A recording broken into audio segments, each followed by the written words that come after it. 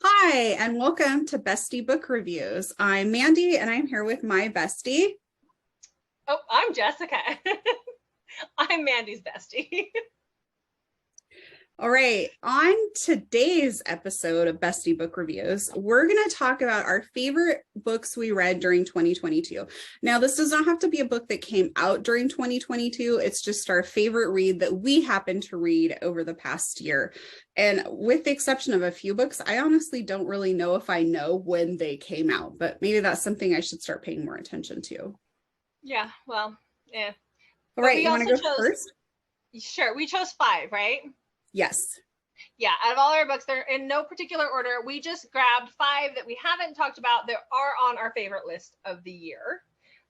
So before we get started and before I forget, make sure to hit that subscribe button down below. Yes. So that you can get all of our bookish content whenever we post videos. And comment below with what one of your favorite reads of 2022 was. Definitely, so we can see what everybody else read and what they loved. Okay, so yeah, I'll get started. So what do I have? I'm afraid that I'm gonna go for a different one because I'm afraid that you might actually have this one on your list. It doesn't matter. We can talk about the same books. No, because it was at the end of my list anyway. Okay, so the first book that I read just a few weeks ago. It's called Broken Wings, and it's by Izzy Sweet and Sean Moriarty. And if you see us looking down, we obviously have notes, so that's why we look down. But this is an MC romance, and it is about Allie and Coy. And Allie and Coy, they have been I know they're out of high school. They're teens. They're late teens, I believe, at this point. They're in love. They're, this is her, even though he's in a motorcycle club, this is his girl. And so one night, her parents hate him. They really don't like him. They don't like them together. And so one night, after they've been intimate and they've had some fun, he sends her on her merry way. She's rushing to get home. Something major happens, and she gets amnesia.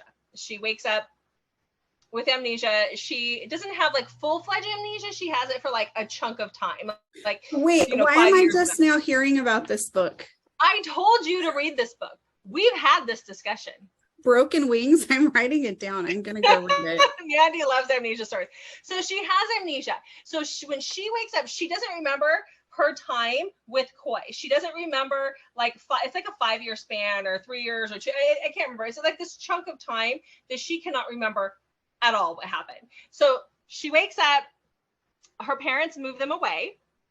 In the meantime, he is trying to get to her. He's trying to find her. He's got his people looking for her because she's just gone missing. What's so funny? I did read this. Yes, you did read this.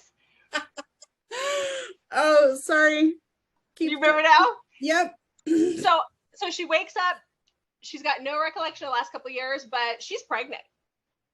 And so we fast forward 5 years later. Something happens and it sends her back to this town. It's not her hometown. It's just where they lived at the time. And he's been looking for her this whole time. He's got no clue. He finds out she's back.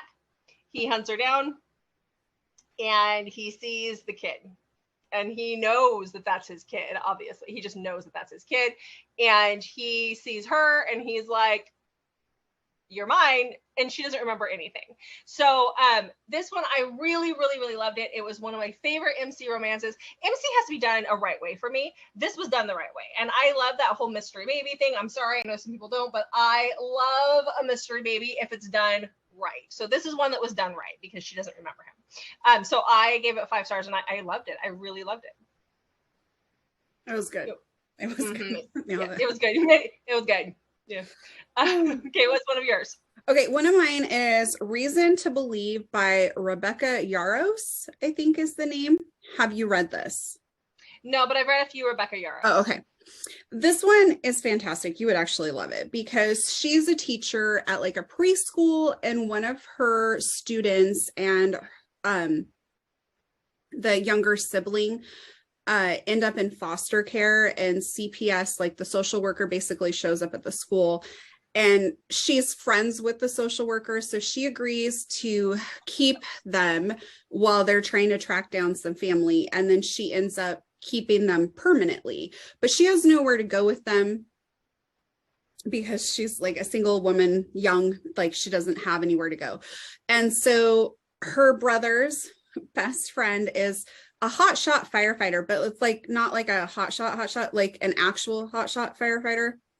And he is off training, and they're coming back to start the hotshot crew there. And so he has this house that's been built, and he agrees that she can stay there with the kids. Well, then surprise, he's supposed to be gone for a month, and so she thinks she's staying there temporarily just until like family's found, so these poor little kids don't have to go into foster care. And he ends up showing up, and she's had a major crush on Knox for a long time, like childhood type crush, you know. And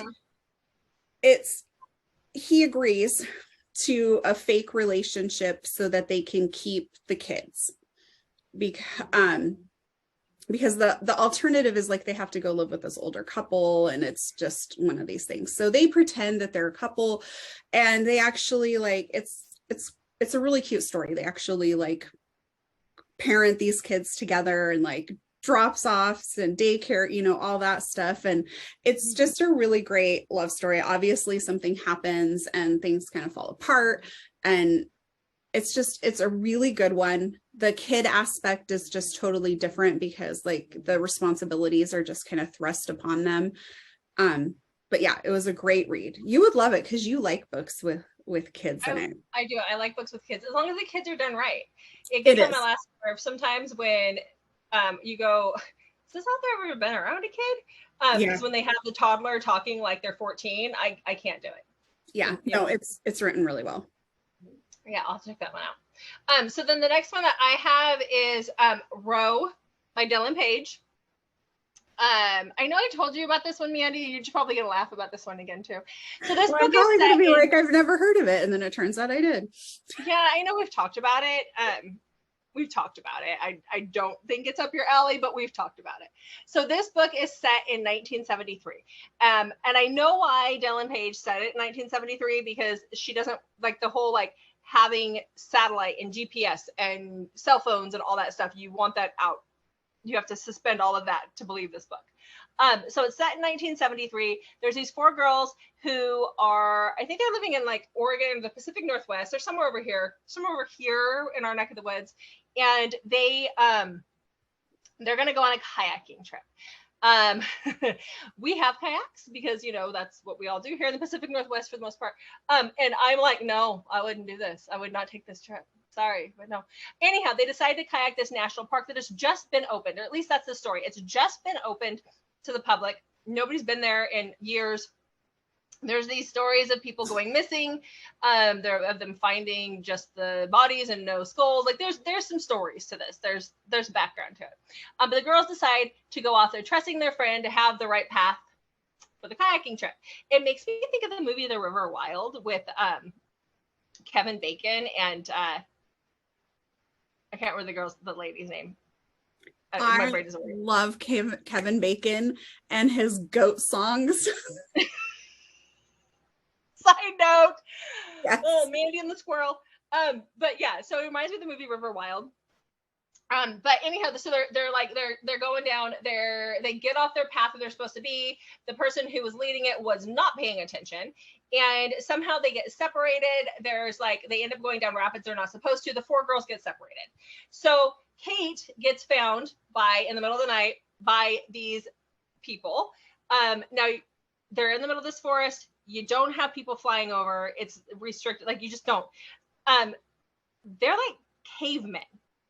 But no, I mean, like they're not like they're just a tribe of people that haven't been discovered, and they take them back to their house with them, or their cave with them.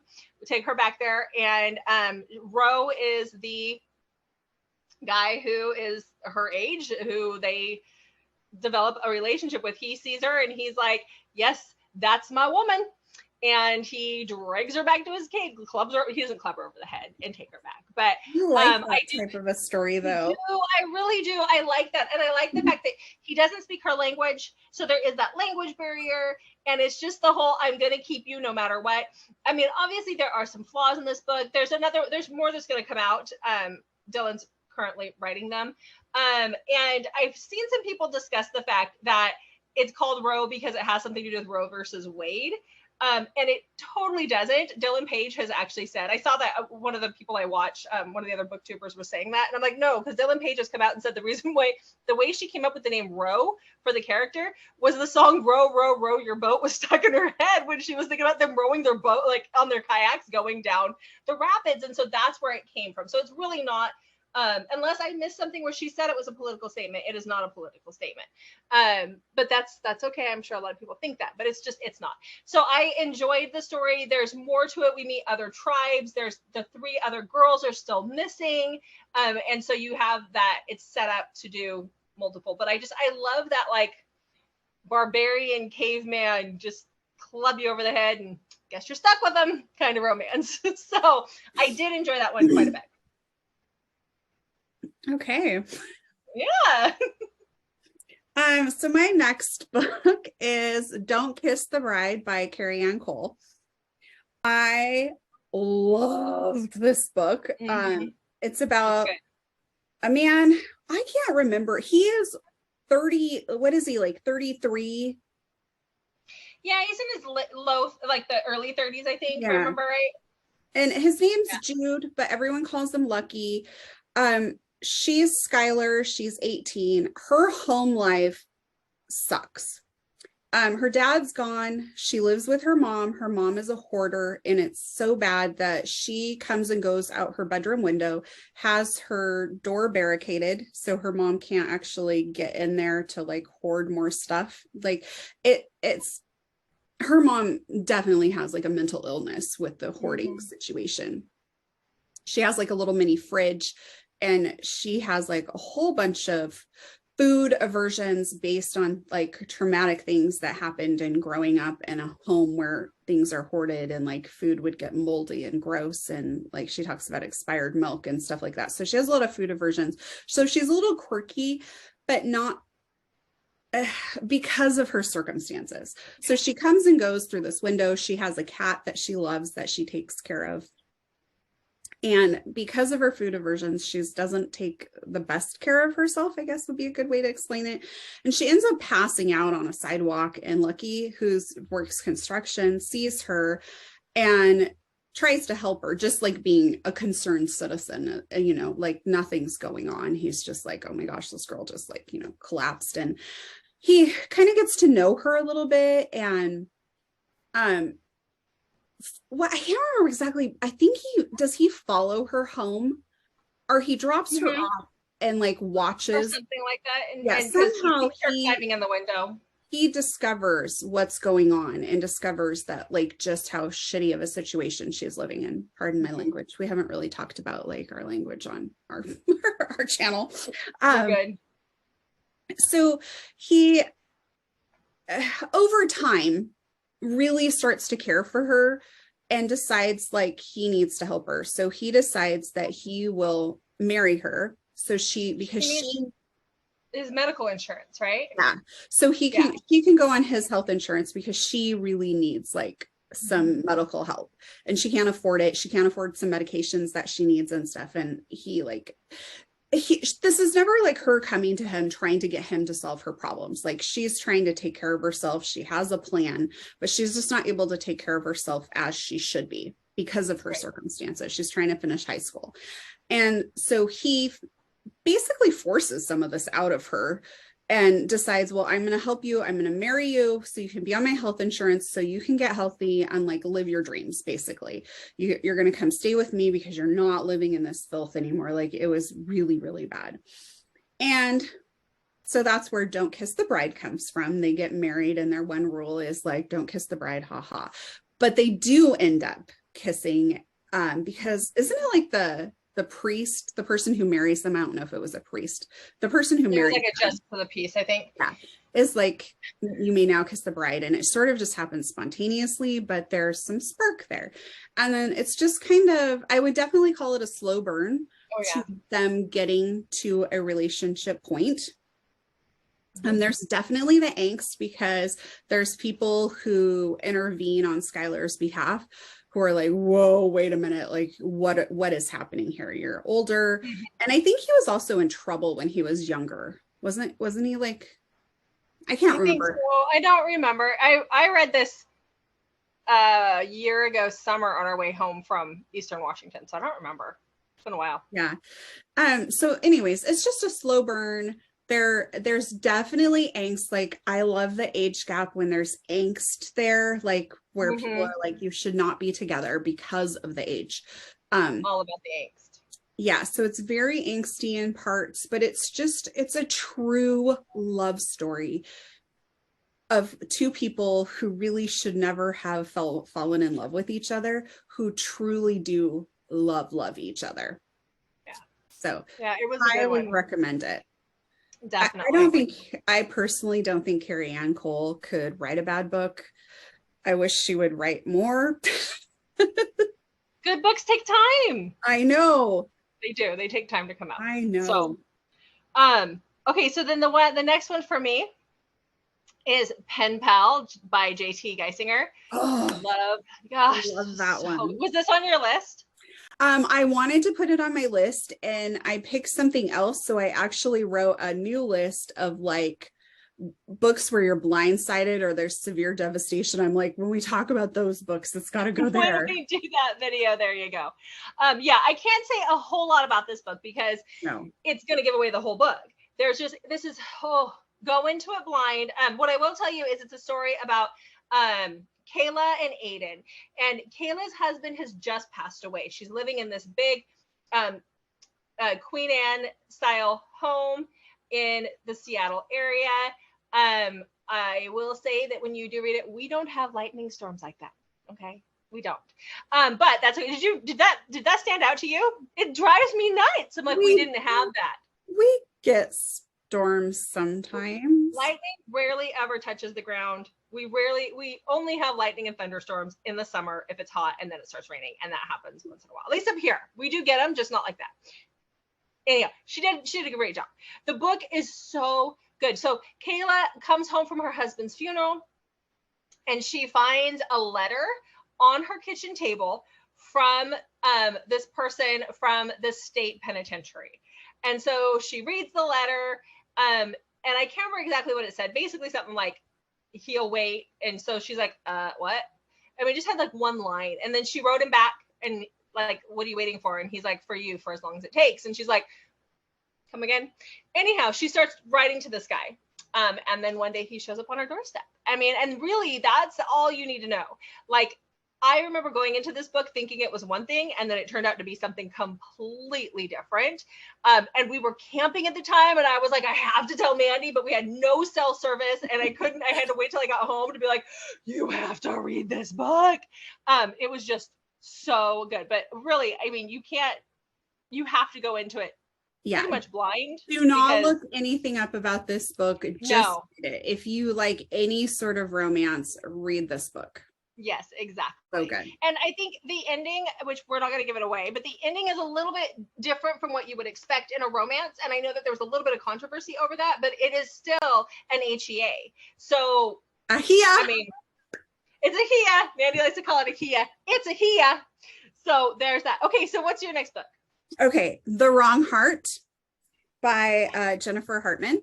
Yes. Jennifer Hartman is an amazing author. She's so diverse. I've actually read one of her books, and I was like, you know, when you get your book on your Kindle, and I just didn't even pay attention to who the author was. It was just a book I knew I wanted to read.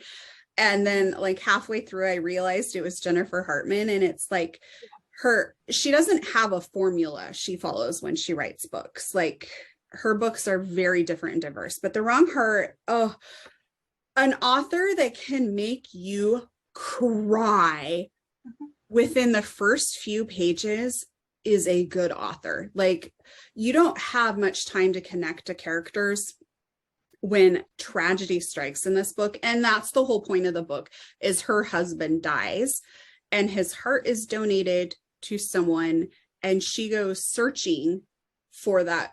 Actually, she goes searching for that person and like really just wants to connect to some piece of her husband because she loved him so much.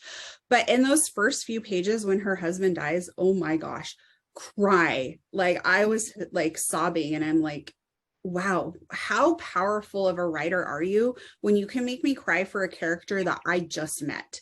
Like that's impressive. You haven't been spending hours and hours getting to know through a book. You just and started. So the book is her journey of like trying to heal, and she's struggling, which I mean, if you love someone that much and they don't have kids, so there's no aspect of like I have to get like strong and you know, put my foot in front of, you know, like that sort of thing because I have kids to take care of.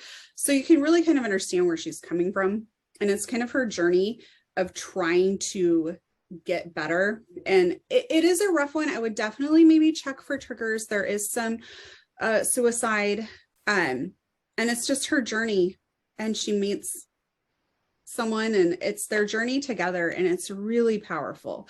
So I have another one that we can't talk a lot about as well because this is the fourth book in a series, but I read Death by Laura Thalassa. I have been into all four of these books. They're the four horsemen of the apocalypse. So you have, you know, what's the first one?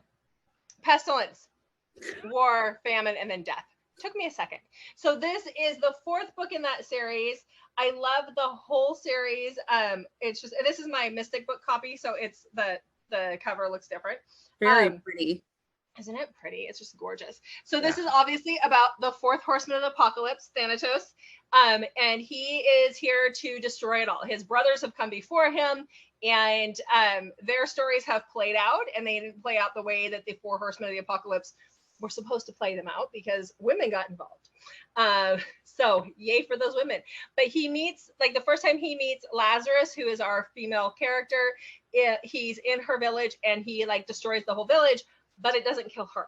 She cannot be killed. So like Lazarus of the Bible, who raises again from the dead, even though she didn't raise from the dead, he can't kill her. And his job is to kill everybody, not leave anyone behind.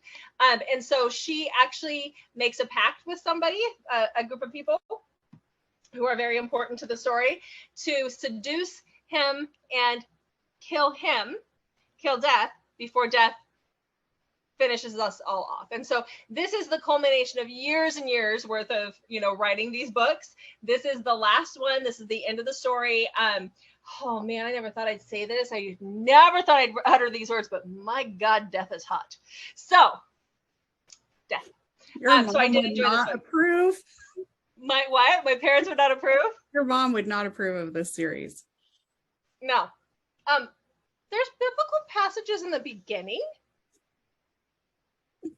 Anyhow, you know, my mom would not approve, but I do. It's good. So yes, read the whole series. You have to read them in order, but they're worth every minute of it. What else you got? Okay, so my next book is called Help Me Remember by Corinne Michaels. Corinne Michaels? I don't know if it's Corinne or Corinne. Corinne. I will look that up.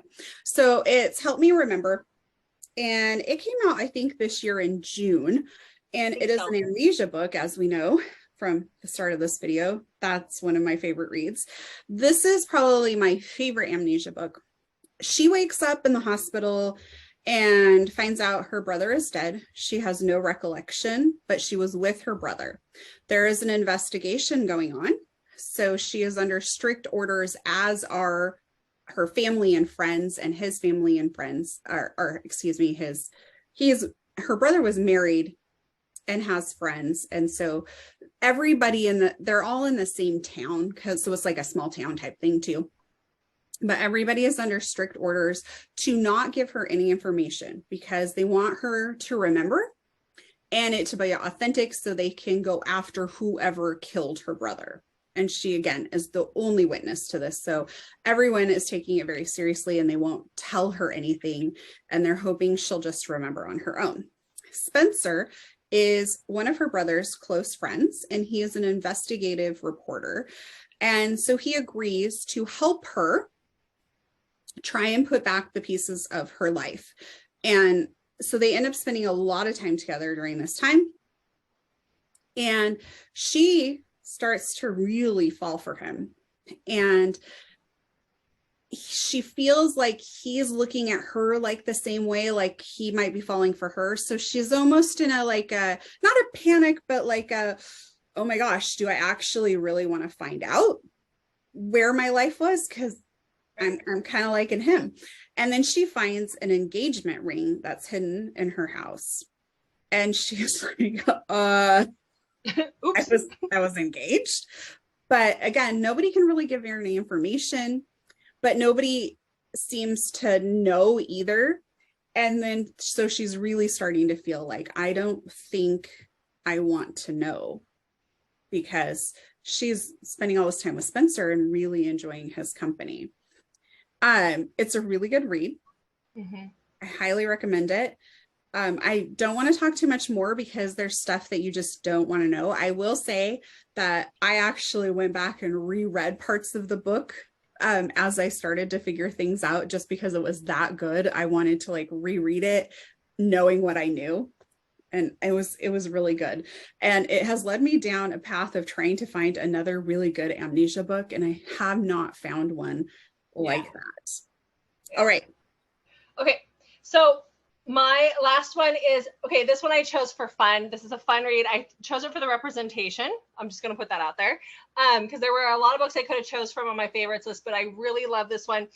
So it is an alien book. So Mandy just loves that I love my alien romance. But this is Heat for Hire by Wait, no, Ice Planet Barbarians? Oh no, I read all of them and they're great, but I mean, no, it's fine. No, Tell me about this one. Not that they weren't on the list. I mean, hello, we had to choose 5. I learned your alien and fascination goes way beyond what I thought. Oops. It's okay. It's okay. I like to suspend a belief for a while. Okay. So this is He for Hire by VK Ludwig. Ludwig. I always want to throw an in there for some reason, but I don't. Okay. So this takes place, we're not living necessarily on Earth anymore. We've discovered other places in the galaxy, right? This girl gets sucked through a little bit of a wormhole. She's kind of driving her spaceship, gets sucked through a little bit of a wormhole, ends up on this planet. This guy, so her name is Ellie and his name is Ren, and he's like part of it's like a police officer kind of, and he finds her. So not only is this alien, but it's also Omegaverse. So she is an Omega as well. So if you don't know what that is, you better go look it up, and we'll talk about that later. But she's an Omega, he's an Alpha kind of thing. The thing of it is, the reason why I chose this book, I mean, it's just a raunchy alien romance, and it's great, but I chose it for the representation because Ellie has had breast cancer. And so she's had part of her breast removed close to the nipple. Like she had a huge biopsy, she had a chunk removed. The way she talks about it, she doesn't have the money to have the reconstruction yet. So she hasn't been approved by the government or whatever to have the reconstruction yet. So when she talks about nipple sensation and talks about feeling icky and ugly, and she talks about that him like touching her breast in that area and not being able to feel that, and here I am like, because I can't feel it. Like we've said in a few videos, I've had a mastectomy and reconstruction because I have the breast cancer gene. And so to me, like this really, like it's really hard to find a book that has that representation in it. This one hit the nail on the head. And I was talking with the author about it quite a bit. She said she had people obviously she reached out to, and she was, I let her know that this was amazing. When they talk about not having nipple sensation anymore, just because she'd had that surgery there, I was like, yep, which I don't have them at all, but that's a different story. But still, it's the whole other channel. It's a whole other channel. But the representation of what it is like to be a woman who's had a mastectomy or a biopsy where they remove part of your breast or whatever it is on point. And what you go through recovering from that, and that,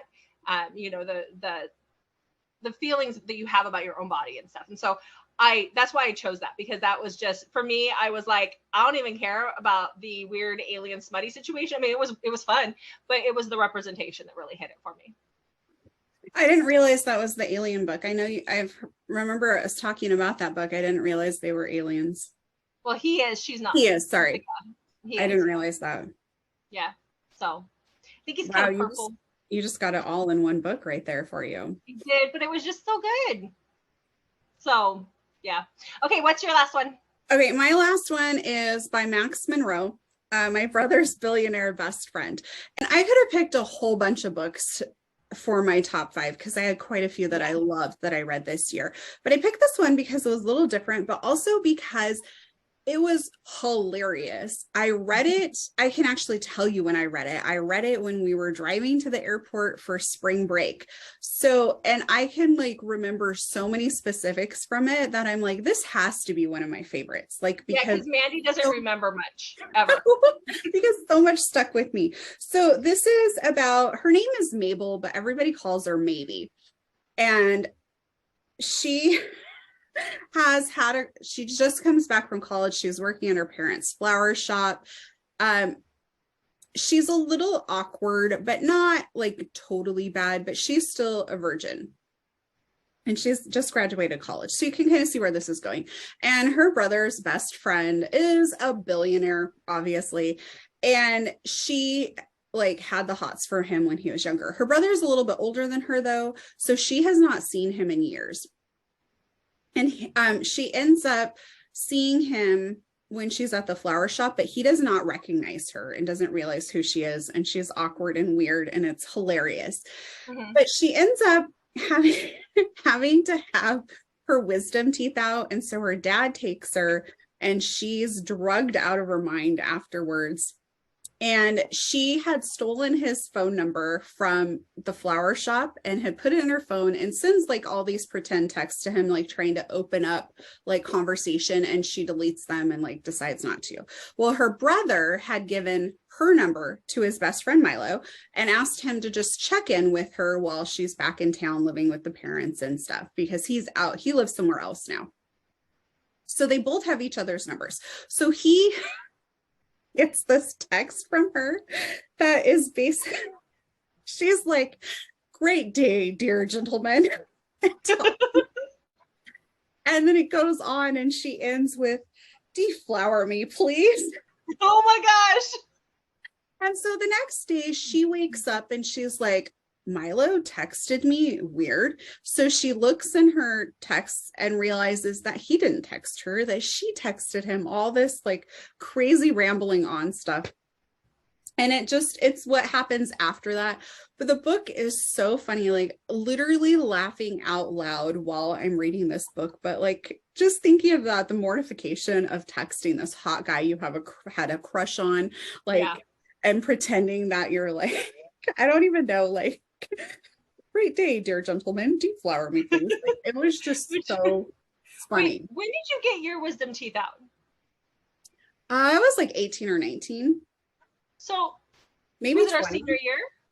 No, it was after high school. First year of college. Yeah.